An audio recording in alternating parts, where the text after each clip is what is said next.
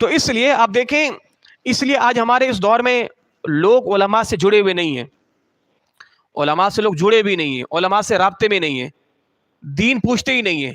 بھائی ہر ایک جناب، میں تو ایک بندے کو کہتا ہے جناب وہ مسئلہ تلاش کرنا مولوی صاحب کے پاس نہیں جایا کرو. کہا کہ کیوں؟ جناب وہ گوگل میں جاؤ، مسئلہ سرچ کرو، آپ کو مل جائے گا. کئی لوگ جو ہے وہ مسئلہ گوگل سے تلاش کر رہے ہیں. آپ کو معلوم ہے گوگل میں جب کوئی چیز سرچ کرو سب سے پہلے جو ویب سائٹ کھلتی ہے وہ قادیانیوں کی کھلتی ہے.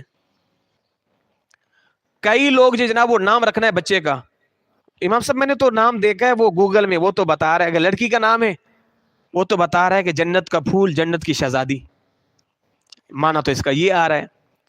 اور گوگل بھی ایسا کم بخت ہے کہ اس نے سارے ناموں کے معنی سب یہی رکھے ہوئے، جنت کا پھول، جنت کی شہزادی، لڑکا ہے جنت کا پھول، لڑکی جنت کی شہزادی، سارے نام ایسے رکھے ہوئے.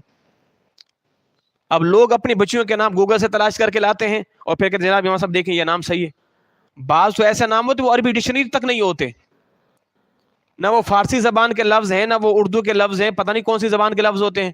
ان کو جو ہے وہ زبردستی جو ہے اس کا معنی بنا کے ڈالا ہوا ہوتا ہے اور لوگ وہ رکھ رہے ہیں. تو ظاہر جب ہم نے علماء کو چھوڑا، ہم نے گوگل سے اپنا تعلق کیا تو پھر سارا، اس لیے ہمارے جو ہے نا وہ بعض علماء کرام کہتے ہیں مفتی ہے گوگل. بھائی گوگل بہت بڑا مفتی ہے نا، سارے مسئلے اسی سے پوچھے جا رہے ہیں. تو علماء کی کتابیں زنگ آلود لگ رہی ہیں. تو علماء کو کھنگالنا چاہیے، علماء سے دین سیکھنا چاہیے. اور جو بکری ریور سے نکلتی ہے بھیڑیا اسی کا شکار کرتا ہے. اپنے اوپر جماعت کو لازم کرو، جماعت کے ساتھ جڑے رہو. آپ کا علماء سے رابطہ ہونا چاہیے دین کے معاملے میں، تاکہ پھر آپ پر کوئی حملہ نہ کر سکے. زندگی کا اصل سرمایہ ہے ہی ایمان، اگر ایمان ہی چلا گیا پھر بچتا ہی کیا پیچھے.